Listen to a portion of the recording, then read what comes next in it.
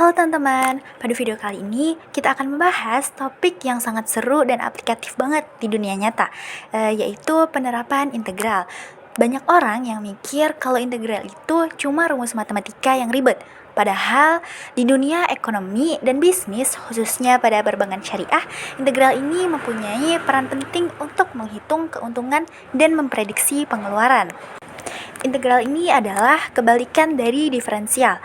Kalau dalam ekonomi, integral kita gunakan untuk mencari tahu total biaya produksi jika biaya marginalnya itu diketahui. Begitu juga dengan penerimaan total perusahaan.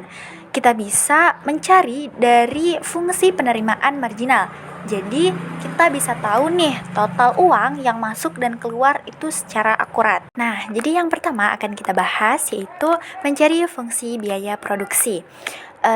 Pertama, kita harus mengetahui nih, kita harus tahu dulu istilah dasarnya. Di dunia bisnis itu ada yang namanya biaya total atau total cost yang disimbolkan dengan huruf C. Besarnya biaya total ini tergantung dari seberapa banyak jumlah barang yang kita produksi atau disimbolkan dengan Q atau quantity. Nah, kalau di materi sebelumnya itu kita sudah belajar turunan, maka turunan dari biaya total itu namanya biaya marginal atau biasa kita singkat dengan MC, yaitu biaya tambahan kalau kita menambah produksi satu unit barang. Nah, jadi kalau di sebuah perusahaan kita cuma mengetahui data biaya marginalnya atau MC. Tapi kita ingin mengetahui nih berapa total modal atau biaya total yang biasa kita sebut dengan C. Nah, yang harus dikeluarkan secara keseluruhan. Caranya gampang. Biaya total tak lain adalah hasil integral dari biaya marginal.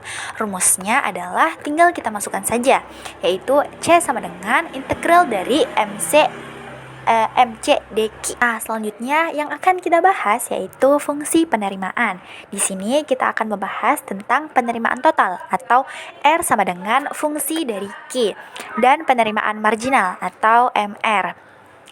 Nah, sebelumnya di sini ada dua istilah penting yang harus kita ketahui. Yang pertama itu ada yang namanya penerimaan total atau total revenue yang disimbolkan dengan huruf R.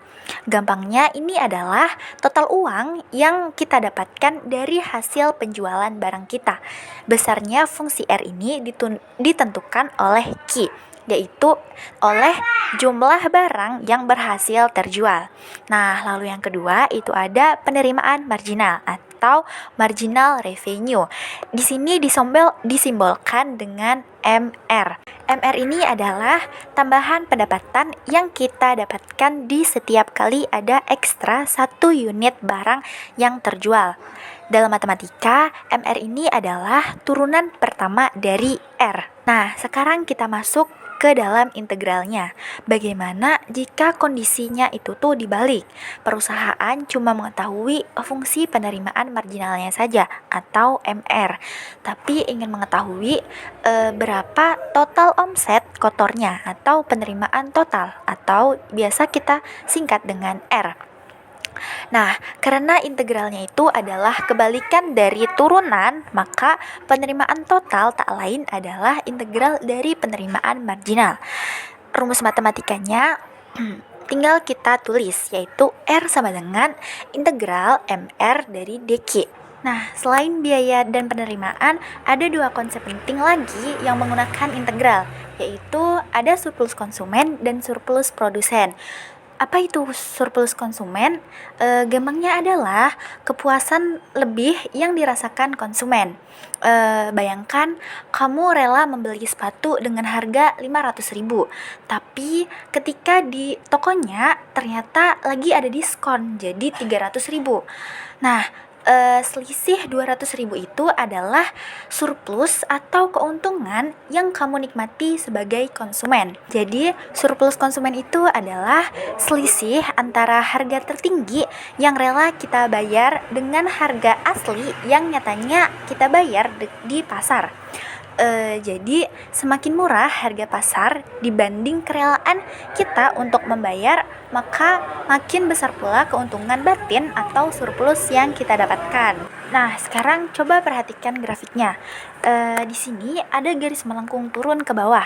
Ini adalah fungsi permintaan kita atau P sama dengan fungsi dari Q. Di tengah-tengah itu ada titik E atau equilibrium, yaitu titik keseimbangan harga pasar saat ini, atau PE, dan jumlah barangnya atau QE.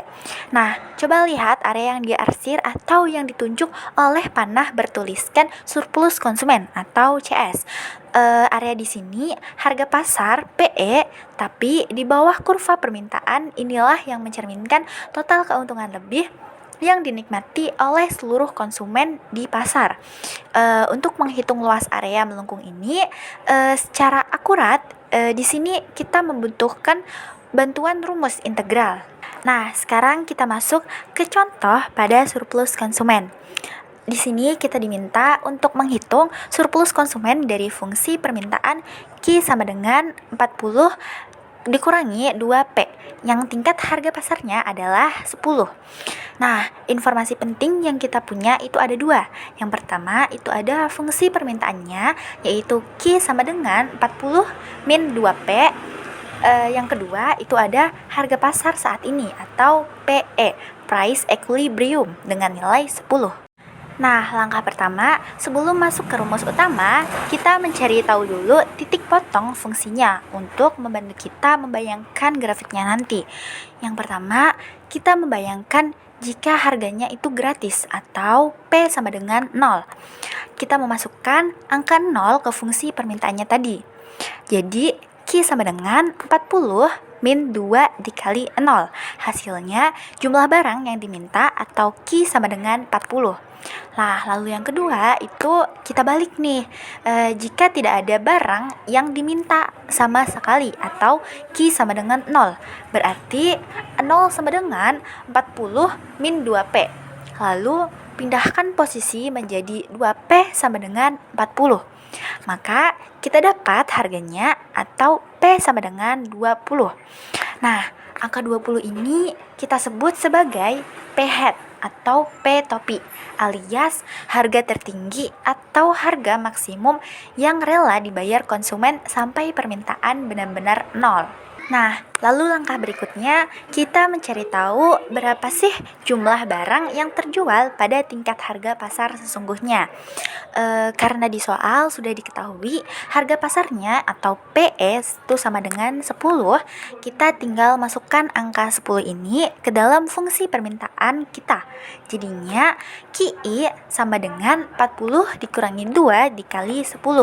Berarti QE sama dengan 40 dikurangi 20. Dan hasilnya kita dapatkan QE sama dengan 20.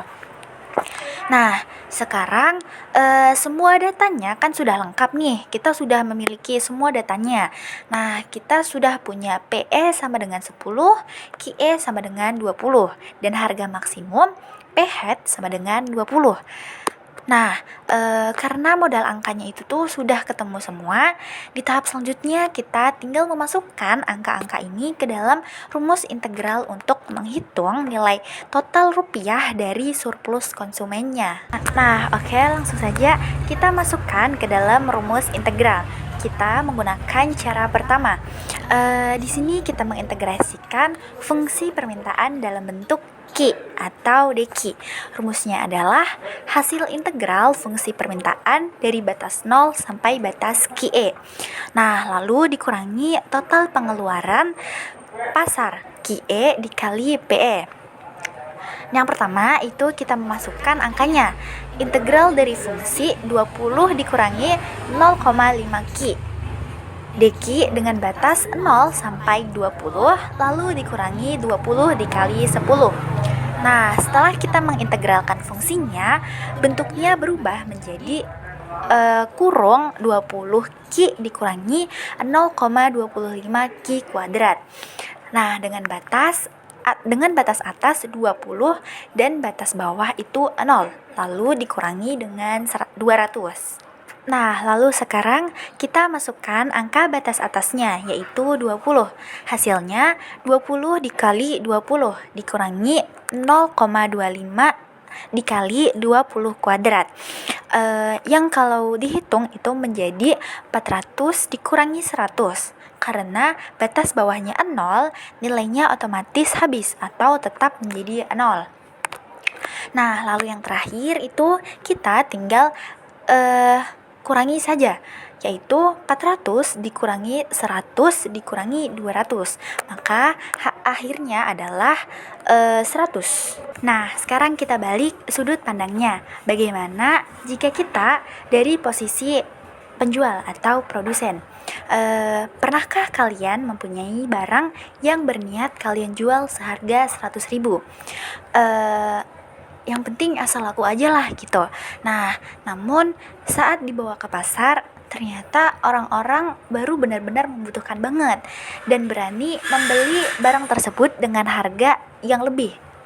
Dengan harga di pasar, contohnya nih 180.000.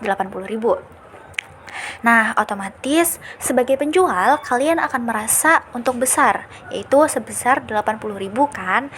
Nah, di dalam ilmu ekonomi, keuntungan lebih yang dirasakan oleh penjual ini disebut sebagai surplus produsen. Nah, di sini gampangnya itu surplus produsen itu adalah selisih antara harga barang pasar sesungguhnya dengan harga paling rendah yang sebenarnya rela diterima oleh produsen untuk melepas barang-barangnya. Semakin tinggi harga di pasar, maka produsen akan merasakan semakin diuntungkan. Nah, di sini ada bentuk grafik yang mana ada kurva melengkung naik ke atas yang diberi keterangan P sama dengan fungsi dari Q. Nah, hal ini adalah kurva penawaran dari produsen. Nah, lalu di tengahnya itu ada titik E atau equilibrium, yaitu titik keseimbangan tempat bertemunya harga pasar atau PE dan jumlah barang atau QE. Nah, area berbentuk segitiga melengkung di bawah garis itu adalah harga pasar atau PE. Nah, namun berada di atas kurva penawaran, area yang ditunjuk oleh anak panah inilah yang kita sebut sebagai wilayah surplus produsen atau PS. Nah, sekarang langsung saja kita ke contoh soal yang menghitung surplus produsen. Coba perhatikan soal yang ada di layar. Seorang produsen mempunyai fungsi penawaran P sama dengan 0,5 Q ditambah 3. Berapa surplus produsen jika tingkat harga keseimbangan di pasar adalah 10? Nah, dari soal ini kita mengetahui fungsi penawarannya itu adalah P sama dengan 0,5 Q ditambah 3. Dan harga pasarnya atau PE itu adalah 10. Sebelum menghitung surplusnya, kita mencari dulu titik-titik potong kurvanya untuk modal hitungan nanti. Nah, yang pertama itu tuh jika harga atau PE sama dengan 0, kita masukkan ke fungsi, maka didapatkan jumlah barang atau Q sama dengan min 6. Nah, lalu yang kedua itu jika jumlah barangnya atau Q itu sama dengan 0. Kita dapatkan harga P sama dengan 3. Nah, angka 3 ini adalah P head atau P topi, alias harga paling rendah yang rela diterima produsen sebelum mereka mogok jualan karena kemurahan. Nah, karena di soal itu sudah diketahui harga pasarnya atau PE adalah 10, kita tinggal mencari berapa jumlah barang yang dijual atau QE. Nah, dengan memasukkan angka 10 ke fungsi penawaran dan setelah dihitung kita akan mendapatkan QE sama dengan 14. Setelah itu kita langsung menghitung menggunakan cara kedua yang jauh lebih simpel karena langsung mengintegrasikan fungsi terhadap harga atau DP. Rumusnya adalah kita integralkan fungsi atau fungsi P dari batas bawah harga terendah atau P head sampai batas atas harga pasar atau PE. Karena fungsi awal kita bentuknya masih P sama dengan 0,5 Q ditambah 3. Nah, jika kita ubah ke bentuk fungsi P, itu akan menjadikan hasil min 6 ditambah 2P.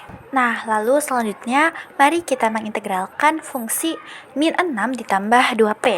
DP ini dengan batas dari harga 3 sampai 10. Hasil integralnya sederhana banget, yaitu min 6P ditambah P pangkat 2. Dengan batas atas itu 10 dan batas bawah itu 3. Nah, sekarang kita masukkan batas atasnya dulu, yaitu min 6 dikali 10 ditambah 10 kuadrat, maka hasilnya adalah 40. Lalu kita kurangi dengan hasil batas bawahnya, yaitu min 6 dikali 3 ditambah 3 pangkat 2, maka akan menghasilkan min 9. Jadi 40 dikurangin min 9, maka akan berubah menjadi 40 ditambah 9, dan hasilnya akan sama, yaitu 49.